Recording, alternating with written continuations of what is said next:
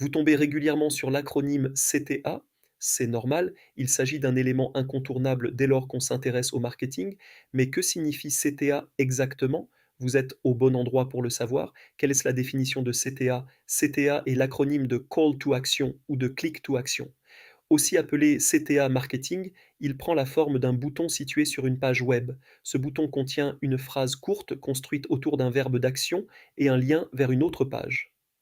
Son but: inciter l'internaute à entreprendre une action bien précise. Les CTA sont des outils de marketing digital permettant de convertir les visiteurs en prospects, puis en clients. Comment dit-on call to action en français? Call to action se traduit en français par appel à l'action, et même par bouton d'appel à l'action. C'est le mot action qui est utilisé, car le CTA est un texte conçu avant tout pour inciter l'individu à passer concrètement à l'action. C'est pourquoi le CTA comprend systématiquement un verbe d'action conjugué ou à l'indicatif.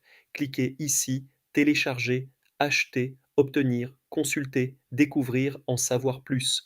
Notez que c'est l'acronyme CTA qui est utilisé en français, même si celui-ci renvoie à sa définition anglophone. 4 bonnes pratiques pour réussir vos appels à l'action. L'optimisation des CTA fait partie des fondamentaux du marketing digital. Les CTA ont un effet direct sur vos taux de conversion. Vous avez donc tout intérêt à les optimiser et à les tester par le biais d'A/B tests. 1. Utiliser des verbes d'action. Qu'on se le dise, pas de call to action sans verbe d'action. Tout bon CTA s'articule autour d'un verbe d'action clair, tel que télécharger, acheter, s'inscrire, visionner ou découvrir. L'usage de l'infinitif est très neutre, tandis que l'impératif est un peu plus autoritaire. Il est également possible d'utiliser la première personne pour vous mettre à la place de l'utilisateur.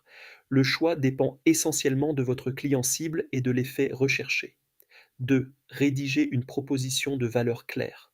Outre le verbe d'action, le choix des mots est crucial. Si vous voulez inciter vos visiteurs à passer à l'action, votre proposition de valeur doit être explicite et facile à comprendre. L'intitulé inscrit sur votre CTA doit décrire très clairement ce que l'internaute va obtenir en échange de son clic. Utilisez des mots courts mais évocateurs. 3. Créer de l'urgence. Lors de la création de votre call to action, misez sur l'exclusivité et l'urgence.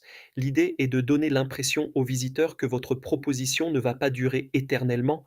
Cela les incitera d'autant plus à passer à l'action sans attendre. Pour créer de l'urgence et de la rareté, utilisez des termes comme maintenant, dès aujourd'hui ou sans plus attendre. Voici quelques exemples. Appelez dès aujourd'hui pour profiter de notre offre qui se termine le 20 janvier, ou encore dernière chance pour réserver ma place pour le webinar. 4. Bien choisir l'emplacement du CTA. L'emplacement de l'appel à l'action influence grandement le taux de clic CTR. Mais il n'y a pas de règle sur le sujet. Le choix de l'emplacement dépend avant tout de l'objectif de votre CTA. Si vous voulez que votre visiteur fasse une action rapide, placez si possible votre call to action au-dessus de la ligne de flottaison. En revanche, si le CTA est là pour apporter des informations complémentaires, vous pouvez vous permettre de le placer plus loin dans la page. Évitez tout de même de le noyer dans la masse du contenu. L'enjeu du call to action est de le rendre suffisamment visible et accessible sans être envahissant pour autant. Maintenant que ça c'est dit, il est temps pour nous de finir sur un petit CTA. Consultant Data and CRM, expert métier and Martech, Custup accompagne les organisations dans une meilleure exploitation des données clients au service de la performance client. Ne manquez pas nos prochaines vidéos.